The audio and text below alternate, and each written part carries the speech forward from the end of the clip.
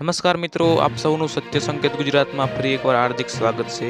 ગુજરાતમાં ફરી એકવાર મેઘરાજાની જોરદાર એન્ટ્રી થવા જઈ રહી છે અને કયા જિલ્લામાં ભારે વરસાદ પડશે અને કયો વિસ્તારમાં એલર્ટ જાહેર કરવામાં આવ્યું છે તે આગામી 24 કલાકની સંપૂર્ણ વરસાદી આગાહી જાણવા માટે આ વિડીયોને અંત સુધી જરૂરથી જોતા રહેજો અને વિડીયોમાં નવા હોય તો વિડીયોને લાઈક કરી દેજો।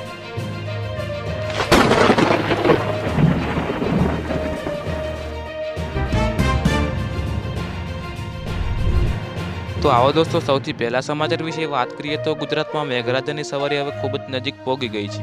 હવામાન વિભાગે આગામી 2 દિવસોમાં ચોમાસું સમગ્ર ગુજરાતમાં સક્રિય થવાની સત્તાવાર રીતે જાહેરાત કરી છે। આજે મોડી રાતે રાત્રિએ જ સૌરાષ્ટ્ર અને દક્ષિણ ગુજરાતમાં વરસાદી માહોલ જામશે। ખાસ કરીને હવામાન વિભાગ દ્વારા દીવ અને ગીર સોમનાથ જિલ્લા માટે આગામી કલાકોમાં વરસાદનું રેડ એલર્ટ જાહેર કરવામાં આવ્યું છે, જ્યાં વીજળીના કડાકા ભડાકા સાથે વરસાદી પડી શકે છે। આ ઉપરાંત અમદાવાદ, વડોદરા, આણંદ અને ખેડામાં પણ યલો એલર્ટ જાહેર કરવામાં આવ્યું છે। સાથે સાથે જ ગાજવીજ સાથે વરસાદી આગાહી કરવામાં પણ આવી છે।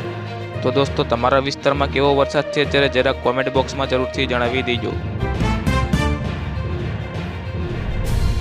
તો દોસ્તો, બીજી તરફ સમાચાર વિશે વાત કરીએ તો હવામાન નિષ્ણાત આંબાલાલ પટેલ અને હવામાન વિભાગે દક્ષિણ ગુજરાતના સહિતના વિસ્તારો માટે યલો એલર્ટ જાહેર કરવામાં આવ્યું છે।